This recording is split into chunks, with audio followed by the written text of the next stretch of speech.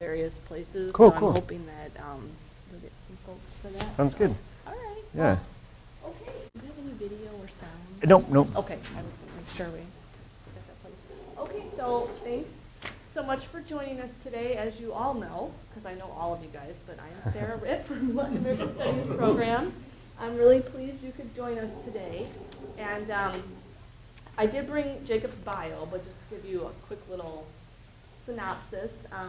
He's actually a former LACIS major and also has a degree in journalism from UW. I believe he graduated in 2010, right? That's right. And then he went on to Columbia University in New York to get your master's in political journalism. Political journalism. So he's a foreign correspondent who writes on migration, development, economics, and inequality, foreign aid and investment, governance and innovation in developing nations. His current work focuses on East Central Africa, the Caribbean, and Germany.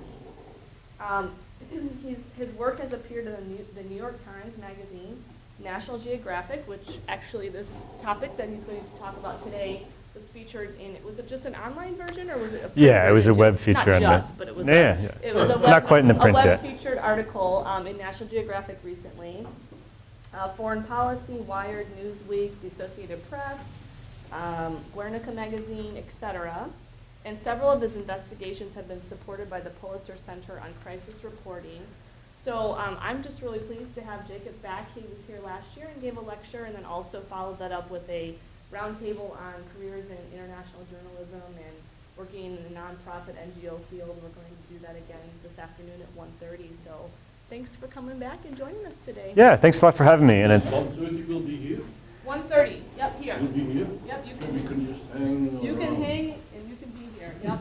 yeah. Hi everybody. I recognize some of you guys, so it's good to see you again. I was here about a year ago. It was the last time, and yeah, I'm looking forward to. What did you tell us about last year? Last time I was talking about Dominican-Haitian relations. Yep. Which I still am doing Sort of the more reporting on. It's kind of a big. island divided or something. Yes, exactly. I think it was called An Island Divided. I've spent a lot of time over many years, starting with study abroad actually, in the Dominican Republic and Haiti, back when I was a student here. And so I've spent a lot of time on the island. Yeah, last time we had a discussion about the statelessness crisis on the island. Long story short, the Dominican Republic was denationalizing people, stripping away the citizenship of people of Haitian descent. So people whose parents, grandparents, et cetera, came from Haiti, but they themselves were Dominican and Dominican born, but the Dominican government has stripped about 200,000 people of their nationality, so now they're stateless. And so that's what we were talking about last time. And I guess as an update to that, not much good has changed in that situation. You actually, since I last spoke, we have now some refugee camps that have popped up in Haiti to house Dominicans, or people who until recently were Dominicans actually. You remember that after the earthquake in Haiti, there were all sorts of refugee camps there for Haitians who were displaced by the earthquake. And now, interestingly enough, you have Dominicans being deported or deciding themselves to leave out of fear of violence back to Haiti, a country that some of them have never lived in. Maybe their grandparents immigrated from there, but maybe they don't even speak the language sometimes. I actually got to visit one of these camps.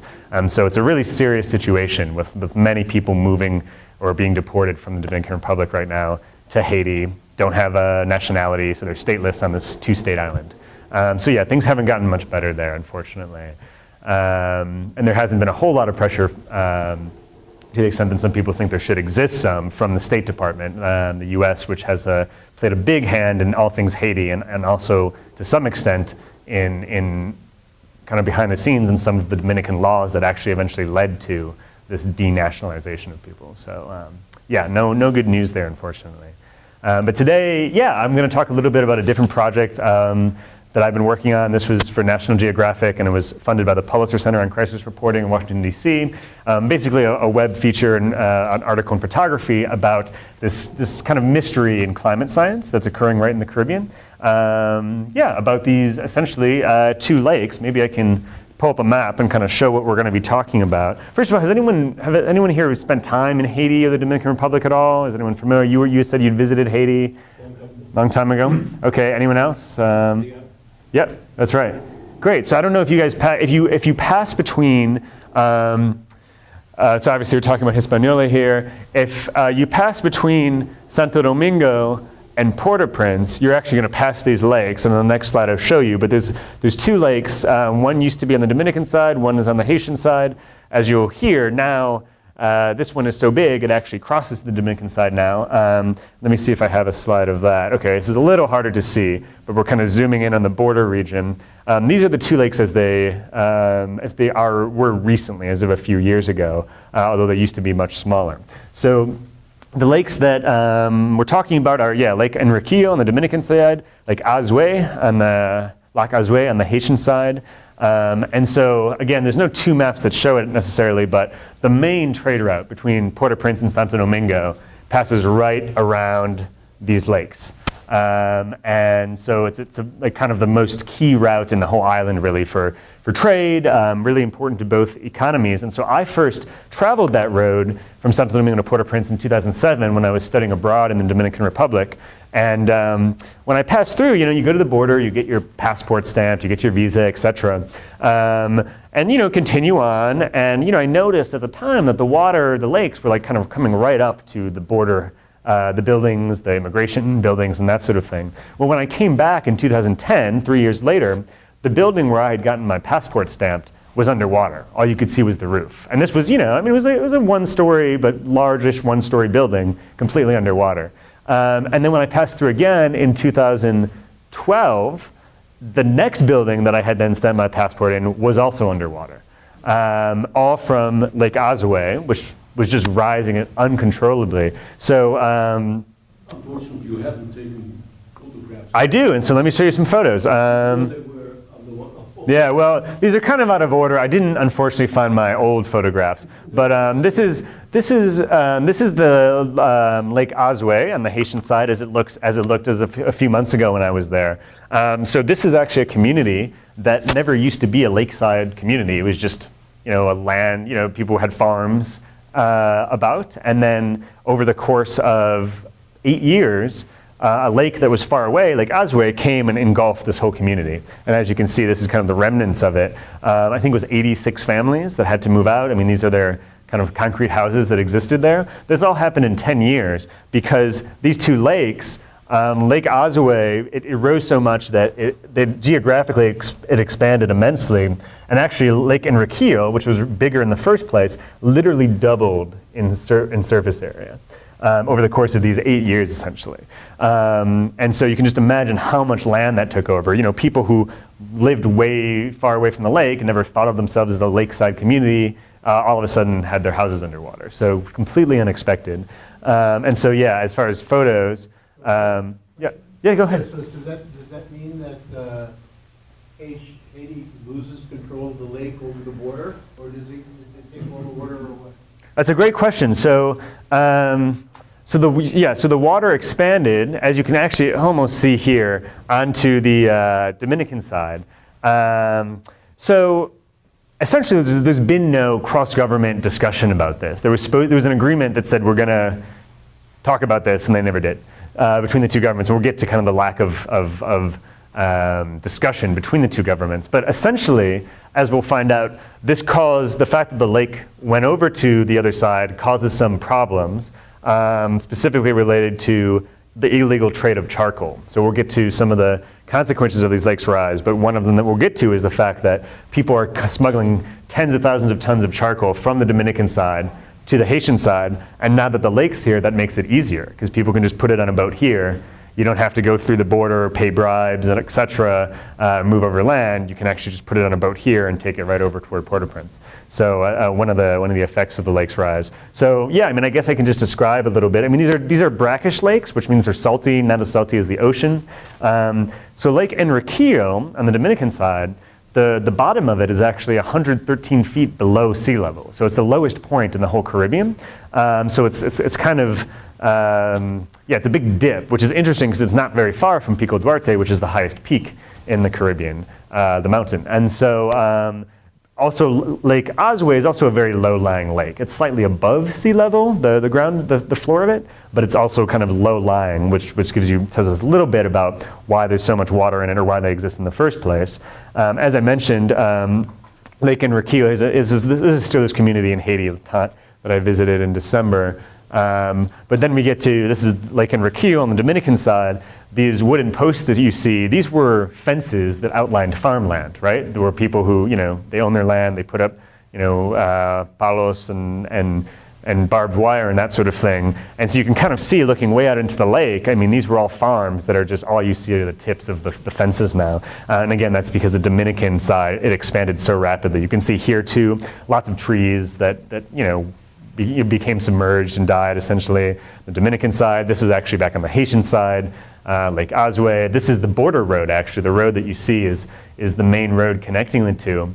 And I actually included an anecdote in my article about this, whereas the water kept rising so much that at many, many times over the past decade, this road has flooded and the UN or other agencies have had to rebuild the road. And one time it was so flooded that it was, you're driving through water and it's hard to see where the road ends, because you don't see the road, it's just water, and where the lake begins. And one of the guys I interviewed for the story, a UNEP official, actually saw an SUV in front of him tip into the lake on one of these trips, like right in front of him, because you couldn't see where the lake was. So just kind of really, really surprising how much the water has expanded and the problems it causes for this main trade route, which again isn't paved even 100% of the time, but just filled with trucks all day, carrying food, clothes and food aid to the Dominican Republic, being sold from Haiti, chickens being sold to Haiti, and eggs being sold to Haiti, and this sort of thing.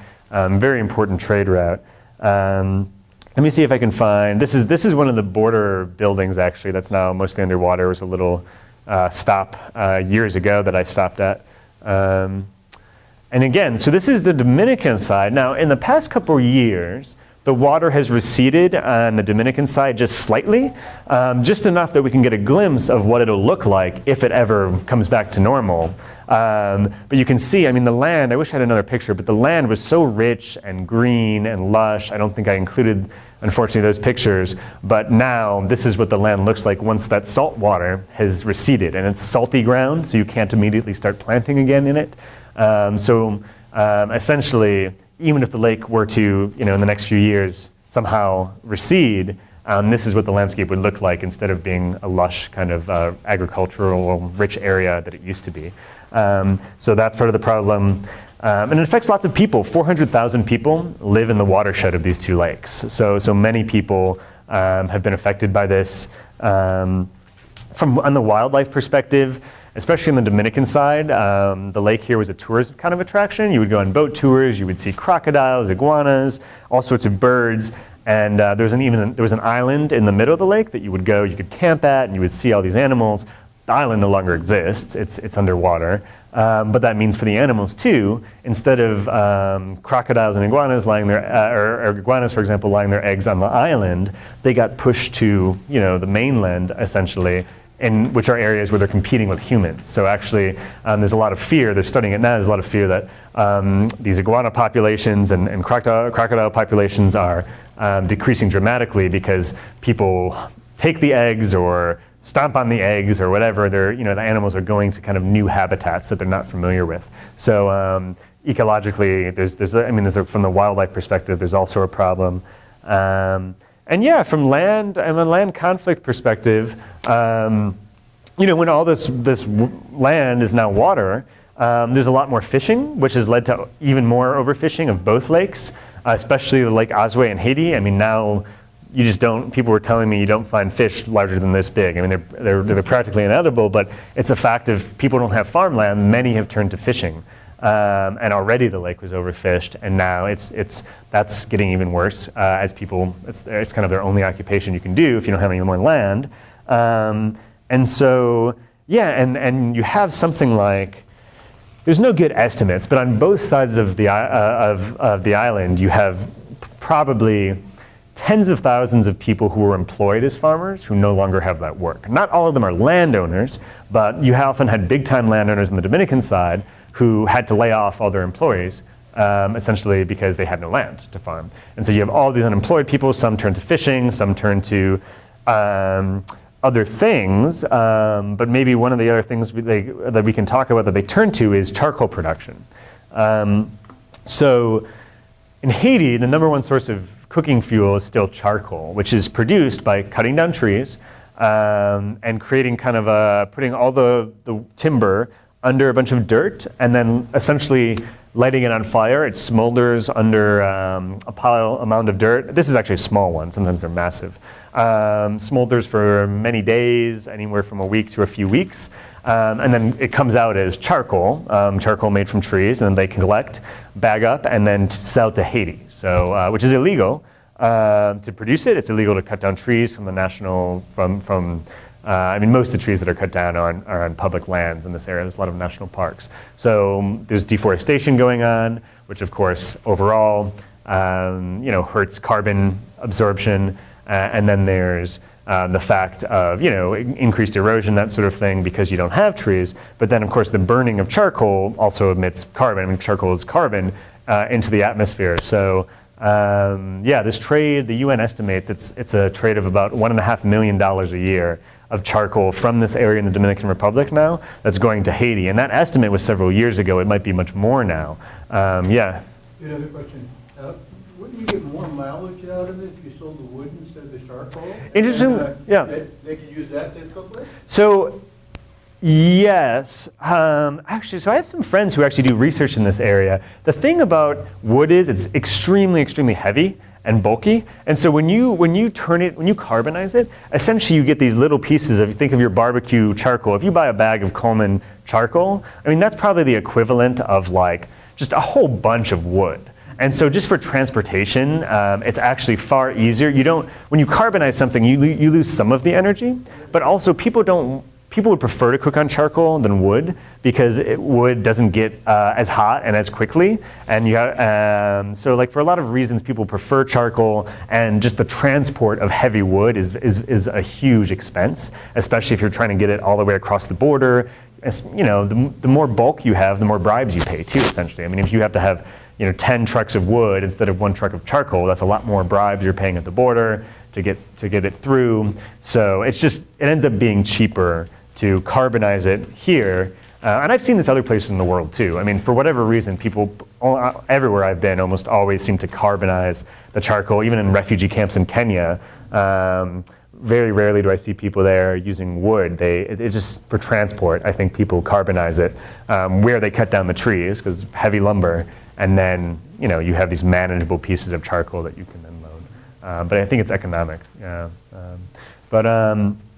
So again, charcoal, I mean, it's $1.5 million of charcoal. It's about 50,000 tons of charcoal goes per year from the Haitian side to the Dominican side. It's estimated, and, with pretty dire consequences for the landscape and the environment. So I want to talk a little bit about government response to all this on each side. So on the Dominican side, we'll start here. So this is the Dominican side. This used to be a town with tons and tons of houses like that called Boca de Cachon on the Dominican side. It was very close to the lake, even a decade ago. The lake was very close to it, rather.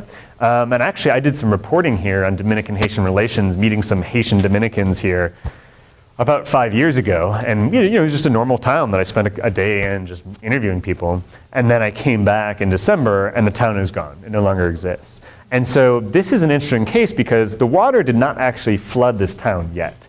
But right across the street from it is the lake. I mean, the lake has come up to the edge of the town, and the land that most of these people who had lived in this town owned became flooded, so they no longer had any land. So the Dominican government actually did eventually say to the hundreds of families that were living in this town, we're going to build you new homes up somewhere else. And they did. Let me see if I have a picture of that. So there's just this kind of, constructed community, a little on higher ground, maybe a half hour from the old town, where everyone has the same house, the same little plot of land, and everyone in that old town, almost everyone in that old village was given a new house here. Nuevo Boca de Cachon, creative, but yeah, that's the name. And so people moved from here because the fear was the lake, in addition to having already taken their land, that it was on the verge of taking their houses, and it may still be on the verge of taking their houses. Now, so some people credit the Dominican government a lot with saying, resettled all these people. And so there's one way to look at it kind of optimistically of at least, they lost their land, not much land, no farming land was given. But yeah, I mean, that's the other side of it. A lot of people from this town criticize the government for not doing more, right? For not finding land for them as well. Because if you're a farming family, okay, at least you have a home now, but what are you going to do for your occupation as a result of having no land? So kind of mixed feelings about how the government went about this, but nonetheless, people were given a new home. And so, on the Haitian side, however, this wasn't done at all. And actually, very little is known. There's only been really one study that interviewed farmers and people on the Haitian side about whether they've lost land, about how the lake has affected them, that sort of thing. And that was done quite some time ago already. But we know that many Haitian farmers were affected, but many of these were small-time farmers who were using land that wasn't entirely theirs in the first place. And so they ended up trying to farm on other land that also isn't theirs. And there's apparently just a lot of small scale, but a lot of land conflict over there on the Haitian side. And in the particular village that I visited, you saw those houses underwater. Those particular people were resettled by an NGO, a Christian NGO, that built houses for them. They were already working in the area. So that particular community, for the most part, most of them were resettled also to houses. But on the other side of the lake, which I was not able to get to in this reporting, according to surveys and some people I spoke with, there's tons of people who have lost their farming land and some who have lost their homes. And there's just been no kind of Haitian government response to that. The Dominican side, you have some government aid, but on the Haitian side, you have nothing. Now, to move on, so we've established that, okay, the lakes are rising kind of uncontrollably, and kind of the effects of that, again, being charcoal production, being people out of a job, people out of land, the perennial destruction of the main trade route between the countries that has to keep being rebuilt so trade can continue. But now I want to get in, just transition a little bit into the reason, right? And my reporting was about, why is this happening? What do we know about why these lakes are rising and what isn't known? So I think I want to start with introducing the theory that some locals in the Dominican side have, and that the Dominican government has kind of adopted as this is the reason. And that is that that the Dominican government believes that essentially this is just a matter of a failure in engineering, in the sense that the main river, one of the two main rivers in the Dominican Republic, the theory is just emptying way too much water into the lakes. Now that can be because of erosion, because of a lot of tropical storms they've had recently. I mean, there's arguments that in recent years there have been more storms, hurricanes, and things, and so there's just more rainfall, and that therefore the lakes are rising, but largely due to just too much water from the main river called Rio Yaqui draining into the lakes. The problem with that theory is that the river does not drain into the lakes. It's not true, but speculation is that the reason, actually I can pull up a map. Oh yeah, this map helps explain the theories a little. This is the river that they're talking about. And their argument is, okay, well the water, it comes down here, and then there's all these little canals, and eventually it drains into the lake. So this is kind of a map of the theory, these things. So these are canals that have existed, but don't necessarily exist now.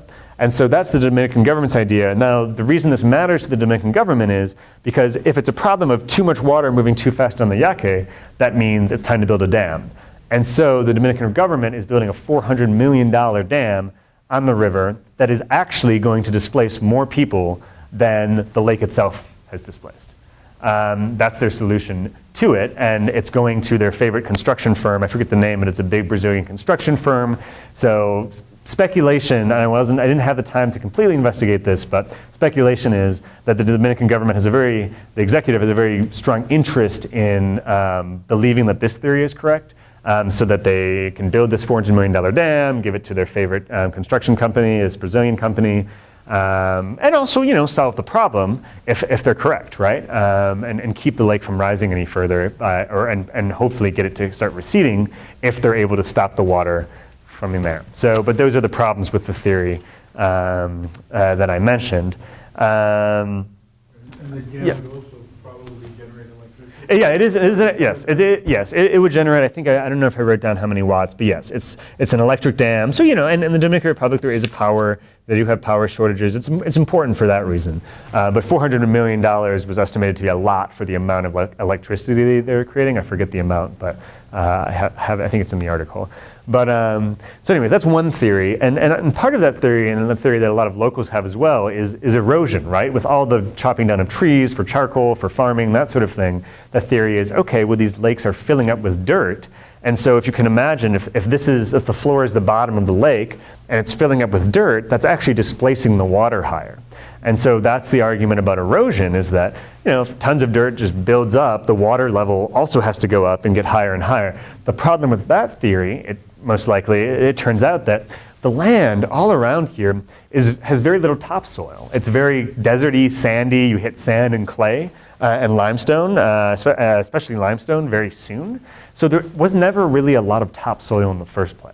So sorry, just one second. So a lot of people say, okay, it's erosion is the problem, and as part of that, you know, fixing, you know, damming the river might help reduce the amount of sediment that's going down that river and in. Also the amount of sediment that's going in through the canals due to agricultural runoff as well. That's an argument, but again, the counter argument is that although there are some, you know, agricultural, you know, areas where you have, like, you know, topsoil, especially on this side that's kind of rich, and you have some of that, that for most of this area actually on this side, these sides, it's actually quite dry, very little topsoil, and therefore you can't have that much erosion. There isn't that much dirt to erode in the first place. You paid no attention to the rain gauges. To the what?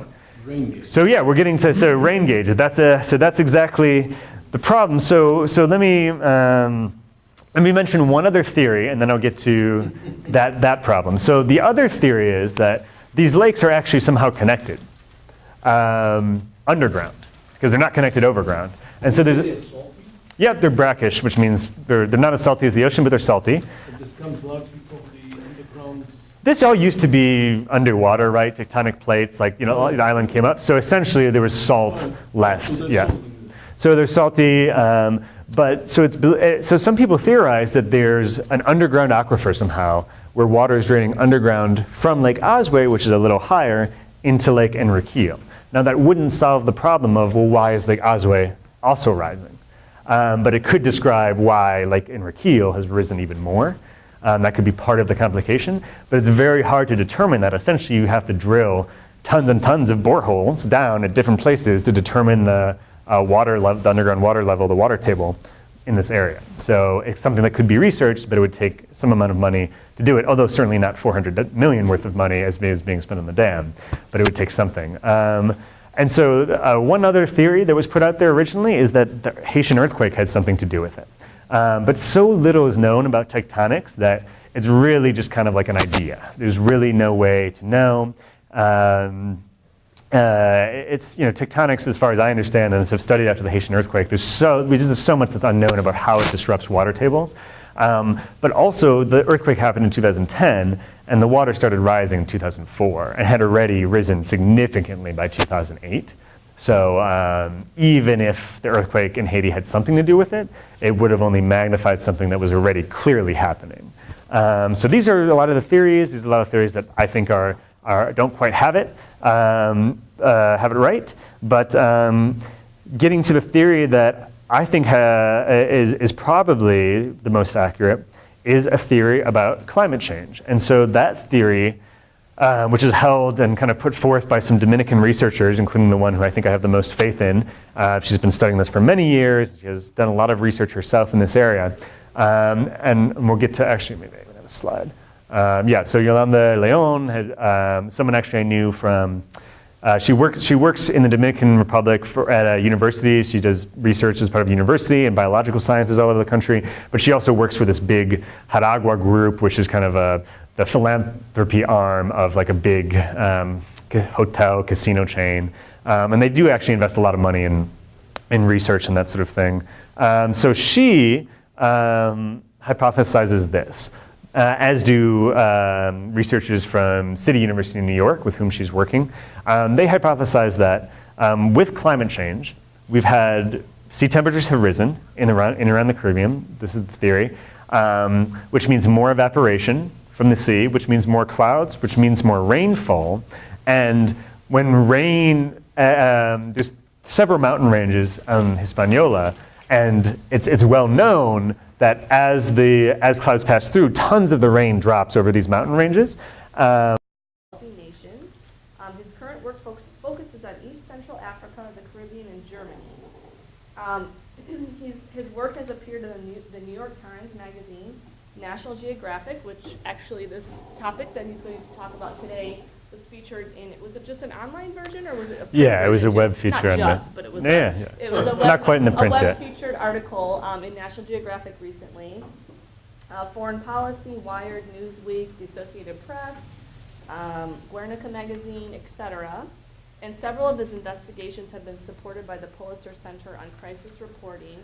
So I'm just really pleased to have Jacob back. He was here last year and gave a lecture, and then also followed that up with a roundtable on careers in international journalism and working in the nonprofit NGO field. We're going to do that again this afternoon at 1:30. So thanks for coming back and joining us today. Yeah, thanks a lot for having me. And it's 1:30 will be here. 1:30. 1,000 people of their nationality, so now they're stateless. And so that's what we were talking about last time. And I guess as an update to that, not much good has changed in that situation. You actually, since I last spoke, we have now some refugee camps that have popped up in Haiti to house Dominicans, or people who until recently were Dominicans, actually.